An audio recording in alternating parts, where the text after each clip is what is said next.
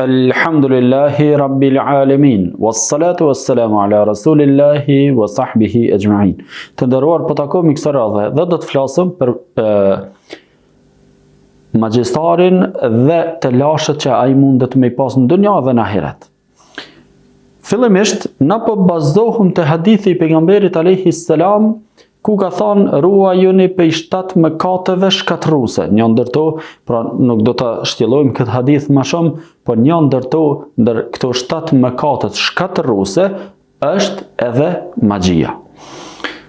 Edhe pse në shikim të parë ose në realitet nuk duket shumë që magjistari po bën ai vepër të madhe, për shkak se magjistarët janë shumë të nxaka edhe janë shumë të mlut, gac e mlut që thot populli, pra edhe e gjun gurin edhe e mshef dorën, sepse është nxans i shejtanit, është i mësuar nga shejtani me bë vetëm keq dhe me jalon fajin dikujt tjetër. Besoj që shumë herë ju ka rënë rasti edhe juve, kur dikush ka magji, ka siher, më njëherë dyshon ndoshta edhe te dikush tjetër që s'ka të bëj ai me magji, nuk i ka bë magji, ose dyshon te dikush që e ka dashur, i ndasht shumë. Dhe dy shoqë mujnë me kanë, njëna ka siher, dyshon se mas shoqja e ngushtë i ka bë siher, për shkak se mas shumti ka nejt me ta, mas shumti i ka besu asaj, ose dy shok, dy vllazni musliman, kanë nejt dikon në konvikt bashk, mas ne njënin e ka kap sihri, më njëherë dyshon te që ky shoku më i ngushti, sepse magjia është çasi lloji, magjistari ja çon mendimin pra përmes shejtanëve që me bë me dyshu të dikush tjetër. Pejgamberi alayhi salam sihrin e ka quajtur shkatërrues, pra prej mëkateve shkatërruese. Pse shkatërruese? Për shkak se e shkatërrojnë njerin, ja shkatërrojnë ndjenjat në këtë dënja këto mëkate shkatërruese, shirku, magjia, mos respektimi i prindve, e kështu me radhë. Pra, ka plot mëkate të mëdhaja, por nga këtyre shkatërrueset janë një ndër to është edhe magjia, sihri. Kështu që në këtë botë magjistari do të shkatërrohet me disa mënyra. E para, shkatërrimi kryesor një prej dënimeve të Allahut Azza wa Jall, kanë thonë dietarët, është veç me largu Allahu prej rahmetit të Zotit. S'moj me fal namaz, s'moj me praktiku fen, s'moj me lexu Kur'an, nuk ka plot që kanë shku në xhami sot s'po shohum në xhami. Këta është duke i dënu Allahu nëse e kanë lanë me vetë dëshirë, sidomos magjistari e ka lanë fen, e ka lanë imanin në mas të madhe, në haptas, pa ju friksu Allahut hiç, edhe Allahu është duke e dënu. Aspekti tjetër, pse shkatërrohet magjistarin këtë botë? Sepse asnjëherë magjistari nuk është i kënaqur në këtë botë, prandaj mundohet me daje mas me shkatërruar edhe tjetrin, sepse vetë është i shkatërruar. Pastaj magjistari pse është edhe i shkatërruar? Nga se ka punë, ka të bëj me shejtan. Ka punë me shejtan shumë. E shejtanët nuk e lën rahat me flajt, nuk e lën rahat zgjut, nuk e lën rahat me pushu, nuk e lën rahat edhe kur është i lodhur. Në një farë mënyre, ma qef kanë me vdek ka njëherë, po Zoti s'ja merr shpirtin se ka me vujt për shkak të gabimeve apo zullumeve që i ka bërë. Sepse magjistari është edhe zullumçar. Dhe Allahu çka thot për zullumçart? Wala tahsabanna Allaha ghafilan amma ya'malu adh-dhalimun. Mos mendo që Allahu nuk po i sheh ose është në gaflet ndaj atyre që po bojnë zullum. Mos mendo pra që Allahu i ka lënë është u merr me diçka tjetër e këta që po bojnë zullum s'ka gale. Hajde jo. Allahu ka thonë, innama yu'akhiruhum li yawmin tashkhasu fihi al-absar. Po i lën Allah, po ja jep një afat caktuar këtyre zullumçarëve, me magjistar, me zullumçar, me shtypsat njëri ndaj tjetrit që i bën sundimet e ndryshme, luftat e ndryshme të padrejta e plot kështu me radhë çdo lloj zullumi. Po i lën Allahu me një afat të caktuar deri një ditë e cila në atë ditë do të shtangën shikimet. E ke pa njëri kur shet diçka të merr, kur e kap një tut, një frikë e madhe, shtangët. E për këtë ditë Allahu po i pret që ta zullumçar, që ta sehirbaz, që ta zullumçar të cilët kanë bë padrejtësina, jo vetëm me seher, krejt zullumçart. A je zullumçar, ruju se do t'jesh me një ditë të tillë. Nëse ti si je zullumçar, ty të kanë bë zullum dikush, atëherë ti je më mirë se sa ai që të ka bë ty zullum. Prandaj mos u anka kur ki zullume. Kur valla po vjehra s'fosile të mirë me mu, burri po më thot kanë herë një fjalë të ranë, këjshia më tha një ofendim, mos u shqetëso, se Allahu ka thonë mos mendo që nuk po i shah ato. Pra kuptimi i këtij ajeti që e tham më herët. E magjistari ka preokupime, ka sulme të gjenve ndoshta edhe çdo natë.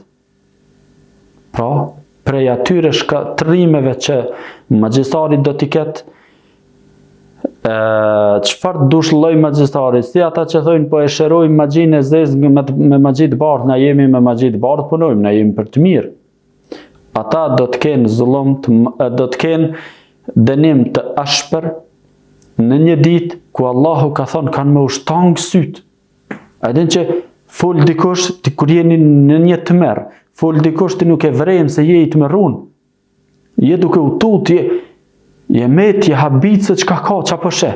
Allahu e din se çka shohin. Për një qasi dite po i pret këta zullumçar. Prandaj mos u shqetëso ti nëse të ka bë dikush zullum. E ka sulme çdo natë pra magjistari prej gjenve, prej shejtanëve. Sepse jeta e njerëzve është me flajtë natën edhe me punu ditën. Jeta e gjenve është me nejtë ditën, me nejtë natën zgjut. E pastaj natën ata kanë qef me punu me magjistarin, me umerë me magjistarin. Ky as nuk është që flen, as nuk është që rrin me ta, as nuk është që ju thot shkoni unë po du me flajt, me pushu, sepse nuk e lojnë rahat. Pastaj, shpirti, kur të vjen agonia e vdekjes e magjistarit, melekt e përgëzojnë më njëherë me xhehenem. Melekt paraqiten në formën më të tmerrshme të një kur shkojnë me ja marrë shpirtin një magjistarit, edhe një zullumçarit ashtu. Allahu na ka tregu në Kur'an, pejgamberi alayhi salam në hadithe na ka tregu që kur don me vdek një njeri, i sheh melekt, e sheh vendin në vet ku ka me shku. Prandaj shumë prej besimtarve vdesin qetë. Allah na mundsof një vdekje të rahatshme. Shumë prej pabesimtarve ju shëmtohen fytyrat në momentet e vdekjes. E lema ata që kanë bërë zullum si magjia, sehri ose punimi, ata që kanë punu me gjen, me shejtan e kështu me radhë. Pastaj me nis me fol se në herët që në ditën e ringjalljes se gjysh kanë me kanë zullumçart, pabesimtart, tradhtarët, dallavergjit, vjedhësat, keqbërësit në përgjithësi na merr neve kohë shumë me spjegu për secilin me radhë. E magjistari pothuajse të gjitha i ka këtu. Paramendoje se çfarë dënimi mundet me pas. Libri do t'i vijë nga ona e majt. Sepse ka qenë qafir, e ka mohu Allahun. Ka qenë që ka poshtru Koranin. Ka qenë që ka bë zullum tjerve. Ka qenë që ka rajt për me arrit qëllimet e veta, gënjeshtar. Ka qenë që ka mashtru, ka qenë tinzak, e kështu me radhë. Pra, në ditën e gjykimit, ka të merret të shumta para se me hinë xhehenem. Ka prej haditheve ku ka njerëz që thojnë Allah edhe në xhehenem që na veç mos na le qito. Mos na le se qito i në kam kanë me nejtë shumë gjatë.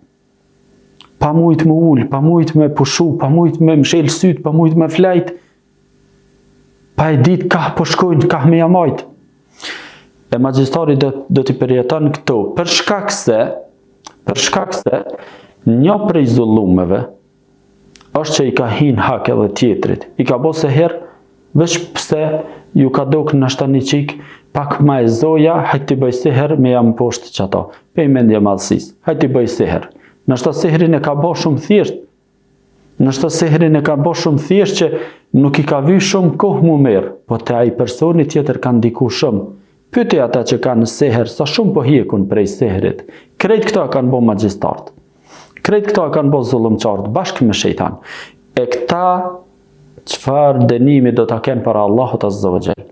Prandaj, magjistartë do të kenë shumë sfida, shumë sprova, shumë dënime në dunja, në çastet e vdekjes, në çastet e ringjalljes, në çastet e gjykimit, në çastet e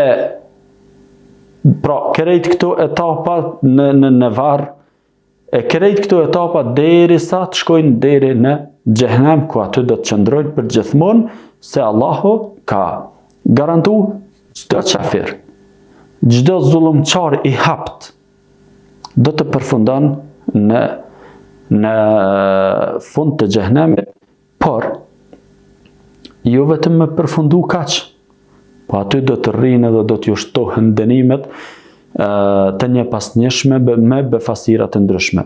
Allahu na ruajt neve prej çdo magjistare, prej çdo shejtani, prej çdo të keqe, prej devijimeve tona.